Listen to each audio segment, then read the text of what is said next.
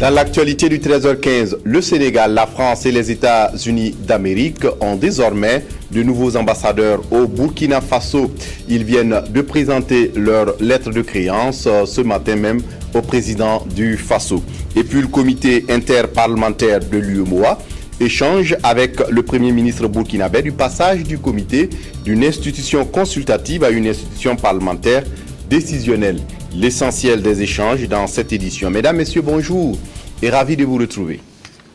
3 nouveaux ambassadeurs au Burkina, ils ont présenté ce matin leur lettre de créance au président du Faso.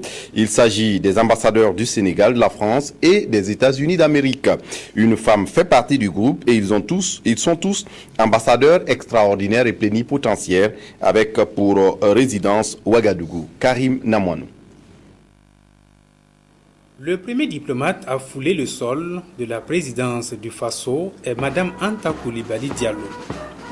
Née le 3 septembre 1954 à Saint-Louis au Sénégal, l'ambassadeur extraordinaire et plénipotentiaire de la République du Sénégal est titulaire de plusieurs diplômes de l'enseignement et d'un diplôme de fin de cycle d'études diplomatiques supérieures. Professeur principal de classe exceptionnelle de collège d'enseignement moyen et secondaire général, Madame Anta Coulibaly Diallo est conseillère technique en éducation et en culture à la primature sénégalaise jusqu'en 2007. Polyglotte, la diplomate sénégalaise a pour résidence Ouagadougou. Ouagadougou, c'est aussi là que résidera désormais l'ambassadeur extraordinaire et plénipotentiaire de la République française. Gilles Thibault est né le 14 avril 1959. Le diplomate français est diplômé d'études approfondies en sciences administratives et titulaire d'une maîtrise de droit public. Ancien élève de l'école spéciale militaire de Saint-Cyr, il remplace dans ses nouvelles fonctions l'ancien ambassadeur Emmanuel Bette. Conseiller des affaires étrangères, Gilles Thibault parle le français, l'allemand et l'anglais. L'anglais, voilà bien une langue qui est familière à ce diplomate américain. Tulinabo Salama Mushingi vient du bureau exécutif du secrétaire du département américain à Washington, D.C., où il était secrétaire et directeur exécutif. Monsieur le Président, j'ai l'honneur de vous présenter les lettres de créance signées par le président Barack Obama, m'accréditant auprès de vous comme ambassadeur extraordinaire et plénipotentiaire. Né le 4 août 1956 à Kinshasa, en République démocratique du Congo, marié et père d'un enfant, Tulinabo Salama Mushingi est un universitaire, auréolé d'un doctorat, d'un PhD et d'une riche carrière diplomatique. Après avoir servi dans les ambassades de la Malaisie, du Mozambique, du Maroc, de la Tanzanie et de l'Éthiopie, il résidera désormais à Ouagadougou comme ambassadeur extraordinaire et plénipotentiaire des États-Unis d'Amérique auprès du Burkina Faso. Il est de coutume que lorsque la session du comité interparlementaire de l'UEMOA se tient dans un pays, les membres du bureau soient reçus par les autorités du pays. Ainsi, ce matin, une délégation du bureau a été reçue par le Premier ministre. Le passage du comité d'une institution consultative à une institution parlementaire décisionnelle, mais également l'actualité brûlante dans les pays membres de l'espace ont été les points de l'échange. Le chef de la délégation s'est exprimé au micro de Peggy Ouedraogo sur le point de leurs échanges. L'objet est assez simple. D'abord, c'est une visite de courtoisie, mais surtout, nous avons rendu compte au Premier ministre du travail qui a été fait jusqu'à présent, puisque c'est la session budgétaire. Nous avons aussi parlé de la perspective du passage du comité interparlementaire, qui est un organe parlementaire mais consultatif, à un organe, à une institution parlementaire décisionnelle qui sera le Parlement de l'UEMOA et qui travaillera en tandem avec la Commission, chacun dans son rôle bien sûr. Nous avons aussi expliqué au Premier ministre l'avancée du débat démocratique dans nos différents pays et nombre de questions qui ont pu être d'actualité comme la sortie de crise au Mali avec les élections, la situation en Guinée-Bissau par exemple, au Niger également. La première de l'émission Dialogue avec le gouvernement, c'est pour ce soir à partir de 21h sur les antennes de la télévision du Burkina. Je suis avec le rédacteur en chef de la télévision du Burkina, M. Adima David Chombiano. Bonjour. Bonjour Kindo. Vous faites partie de l'équipe d'animation de cette première sur la télévision nationale. Comment s'annonce cette première? C'est d'abord un grand entretien d'1h30 avec le chef du gouvernement qui a là l'occasion d'expliquer ses choix, ses initiatives, ses actions et ses projets. Mais également, c'est un espace d'interpellation sur la situation nationale. Et pour ce premier numéro, justement, vous venez de le dire, Dialogue avec le gouvernement reçoit le Premier ministre, le chef du gouvernement qui ouvre donc cette émission. Le chef du gouvernement sera face à 3 journalistes de la RTB et venant d'organes privés. Le plateau va aborder toutes les questions d'actualité politique, sociale, économique, mais aussi des questions d'ordre national, international. Et je dois préciser que l'auditeur a la possibilité de poser ses préoccupations en direct au Premier ministre par téléphone ou par mail. Et déjà, la bande-annonce annonce les numéros 50 31 83 53 et puis aussi les mails info avec S @rtb.bf et puis contact.rtb@gmail.com. Et vous parlez d'auditeurs, certainement que l'émission sera radiodiffusée également. L'émission sera radiodiffusée sur la télévision, sur la radio et sur la web diffusion. Donc il y a toute une palette qui va permettre donc de suivre cette grande première du Premier ministre face donc au Burkinabé à travers ce plateau spécial avec 3 journalistes et puis Nathalie Kaori sera à l'écoute des téléspectateurs donc au numéro que j'ai donné tantôt. Oui, et donc ce soir à partir de 21h sur les antennes de la télévision, on s'attendra à ce grand oral de Luc Adolphe Thiao qui les questionnaires seront soumis par 3 journalistes de la presse nationale. Merci à vous, Adima, d'être venu nous parler de ce grand oral ce soir à partir de 21h et nous serons très attentifs. Le groupe parlementaire de l'Union pour le progrès et le changement a achevé dimanche dernier ses 2e journées parlementaires pour l'année 2013. Ces journées tenues à Wéléni dans l'Ali Rabat ont donné l'occasion aux députés de rencontrer les élus locaux et les militants dans certaines localités traversées. Le parti entend ainsi s'acquitter de son devoir de redevabilité. Kwame Bama, Sylvain Vebamba. Communication sur le vote des Burkinabés de l'étranger, visite de l'usine d'Afani, rencontre avec les militants à Orodara, à Wéléni, à Bobo et à Boromo, telles ont été les activités marquantes de ces 2e journées du groupe parlementaire de l'Union pour le progrès et le changement UPC dans la commune rurale de Wéléni. Une communion entre parlementaires et militants pour promouvoir une démocratie participative. Le fait que l'Assemblée nationale, surtout le groupe parlementaire UPC, délocalise le travail parlementaire chez moi, dans une commune rurale, me touche au plus profond de mon cœur. C'est la preuve qu'effectivement, les choses sont en train de changer au Burkina Faso. Nous sommes en train d'amener le Parlement, la démocratie, vers les localités. C'est ce qu'on appelle de la démocratie participative. Des rencontres qui ont servi de cadre pour présenter les élus du parti et échanger avec les élus locaux et les militants du parti d'Union. La constitution de notre pays dit que les partis politiques concourent à l'animation de la vie politique. La même constitution et les textes de niveau inférieur indiquent que l'éveil de la conscience à la citoyenneté est également une des activités des partis politiques. Nous sommes dans cette logique et c'est pourquoi donc nous estimons qu'en marge de nos journées parlementaires, nous devons nécessairement et impérativement rencontrer les responsables au moins, sinon les militants en nombre plus important des villes où nous sommes. Si le choix de Wéléni pour tenir ces journées répond au souci des parlementaires d'aller partout où se trouvent leurs électeurs, il n'en demeure pas moins que l'accessibilité de cette zone relève d'un parcours du combattant. Le comité de pilotage du budget programme de l'État évalue les programmes budgétaires de 13 ministères et institutions. Il est question d'aider ces ministères et institutions à disposer de maquettes définitives de leur programme budgétaire. Des précisions avec Gaëtan Oswald Segda et Nathalie Savadogo. À la quête d'une plus grande efficacité des dépenses publiques, ces représentants de ministères et institutions s'approprient la méthodologie de la revue de leurs programmes budgétaires.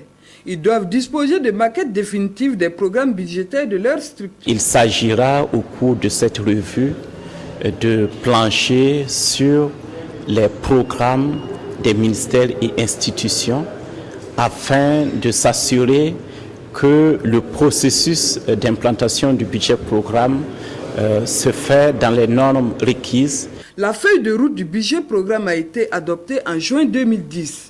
Elle vise entre autres le suivi et évaluation de l'action publique. C'est une budgétisation axée sur les résultats qui consiste à quitter le budget de moyens pour aller au budget de résultats, de telle sorte que toute action publique qui devra être mise en œuvre vise un objectif précis ou un résultat précis. Avec les changements de dénomination des ministères, les différents budgets programmes deviennent caducs au regard des nouvelles attributions. 2017 est l'année de mise en œuvre et le souhait du comité de pilotage est d'être au rendez-vous. Les administrateurs des sociétés à capitaux publics étaient réunis à Bobo-Dioulasso du 9 au 14 septembre dernier pour une formation sur les systèmes d'audit et de contrôle interne des sociétés à capitaux publics. Environ 450 représentants de l'État dans ces sociétés ont vu leur capacité renforcée pour mener à bien leur mission. Christine Koulibaly revient ici sur l'ouverture des travaux. L'une des recommandations de l'Assemblée générale des sociétés d'État au sortir des travaux de 2012 était la mise en place des comités d'audit dans les sociétés à capitaux publics, chose effective en 2013. Cette formation des administrateurs de ces sociétés, 14e du genre, devrait permettre le passage de la phase théorique à la phase pratique en ce qui concerne les systèmes d'audit et de contrôle interne des sociétés à capitaux publics. 3 thèmes ont été retenus, 3 modules plutôt. Le premier module parle du contrôle interne et des outils de mise en pratique. Le second module nous permet d'aller de l'audit interne ainsi que la mise en place des outils. Et enfin, le 3e module nous permettra de voir le rôle, le fonctionnement et l'élaboration des rapports de comité d'audit. Des exemples concrets du fonctionnement d'outils de mise en pratique seront expliqués à ces représentants de l'État dans les sociétés à capitaux publics pour leur permettre de mener à bien leur mission. À la suite de ces modules, des communications qui seront données par la société burkinabé d'intermédiation financière. Et un autre thème porte également sur la bourse régionale des valeurs mobilières. C'est pour voir les opportunités d'affaires par rapport à ces sociétés d'État. C'est des opportunités pour que le conseil d'administration s'en saisissent pour permettre à ces sociétés-là de grandir. Les administrateurs étant les décideurs au niveau de ces sociétés, il convient de leur inculquer un savoir-faire pour la gestion de ces sociétés-là. À noter que cette formation se déroule en 2 phases. La première du 9 au 14 septembre et la seconde du 16 au 21. Environ 450 administrateurs prennent part au présent séminaire de formation. Après le Sud-Ouest, le ministre en charge de l'énergie, Salif Lamoussa Kaboré, a mis le cap sur la région de Haut-Bassin où il est allé s'enquérir de l'état d'avancement des travaux d'extension de la centrale Bobo 2. À terme, ces travaux devraient accroître l'offre énergétique de 40 MW et pallier une éventuelle disponibilité de la ligne d'interconnexion Côte d'Ivoire-Burkina Faso. Le constat toujours avec Christine Koulibaly. En vue de disposer en permanence de l'énergie électrique en quantité et en qualité, de pallier une éventuelle indisponibilité de la ligne d'interconnexion Côte d'Ivoire-Burkina et de réduire la forte sollicitation des autres centrales, la nationale de l'électricité a entrepris le renforcement de la centrale Bobo 2 par une tranche additionnelle de 20 MW. À cette première tranche financée par la BOAD et la Sonabel s'ajoute une deuxième financée par l'État avec en ligne de mire la gestion efficiente de la prochaine période chaude. Le gouvernement du Burkina a fait un effort et a dégagé 17 milliards pour permettre à la Sonabel d'avoir une autre tranche de 20 MW. Le pari que nous prenons aujourd'hui avec l'entrepreneur, c'est de faire de telle sorte que cette deuxième tranche additionnelle qui est venue au cours de l'année 2013 soit livrée en fin février 2014. Cela va nous permettre d'affronter la période chaude de 2014 avec la puissance additionnelle et moins de soucis. Un pari jouable pour le représentant de l'entreprise en charge des travaux. On va embaucher ici à peu près 40 personnes pour aider. On travaille 7 jours, presque 24 heures par jour. Si vous venez de faire à 2 heures le matin, on coule. Il n'y a pas de repos, on travaille samedi, dimanche, ça avance. La preuve, on est là 2 mois et demi, on a fait déjà 60% des travaux civils. On va faire tout ce qu'on peut au point de vue politique, financier, main-d'œuvre, etc. pour que ça soit à hauteur qu'on a promis à M. le ministre. À ce stade, l'entreprise dispose de 25% de gain de temps par rapport au délai contractuel. Et si les deux parties honorent leurs engagements, ce sont au total 40 MW qui viendront augmenter l'offre énergétique à partir du mois de février 2014. De son côté, le Conseil national des professionnels du recyclage des déchets d'équipements électriques et électroniques était face à la presse. Objectif, présenter son approche du recyclage de ces déchets. On fait le point avec Claudine Bikaba. Protéger la jeunesse et la population entière des dangers que représente le recyclage des équipements électriques et électroniques, voilà l'objectif du Conseil national des professionnels du recyclage des déchets d'équipements électriques et électroniques. C'est dans cette optique que s'est tenue cette conférence de presse. Nous avons initié cette rencontre pour partager un peu notre expérience et notre vision dans ce domaine-là qui est, selon nous, une innovation. Et nous sommes dans ce même canal-là, dans une instance de proposition pour que, au niveau du ministère de l'Industrie, du Commerce et de l'Artisanat, nous puissions avoir une possibilité d'actualiser le décret portant classification des corps de métier, des activités artisanales en corps de métier pour l'ouverture d'un nouveau corps de métier. Une approche novatrice dont l'organisation entend travailler à impliquer les autorités du domaine et celles concernées indirectement. En termes d'accompagnement, nous sommes des conseils dans un premier temps, de sorte que ces initiatives s'intègrent dans la planification nationale en matière de gestion des déchets et pour que ces initiatives soient en droite ligne avec nos stratégies au niveau national et également qu'ils s'inscrivent dans le cadre des engagements que notre pays a pris face à la communauté internationale. Le projet ambitionne non seulement créer de l'emploi pour les jeunes, mais aussi de prendre à bras le corps les problèmes environnementaux si afférents. Comment contribuer à l'augmentation de la diversité et de la production des légumes traditionnels africains pour les populations locales? La question taraude des experts de 3 pays du continent qui sont réunis en ce moment à Ouagadougou. Le projet doit à terme aider à l'amélioration de la sécurité alimentaire durable dans les pays concernés. Nathalie Sawadgo. Augmenter la production, la commercialisation, la compétitivité et la consommation des légumes traditionnels africains, c'est tout l'enjeu du projet AVRDC lancé ce lundi à Ouagadougou.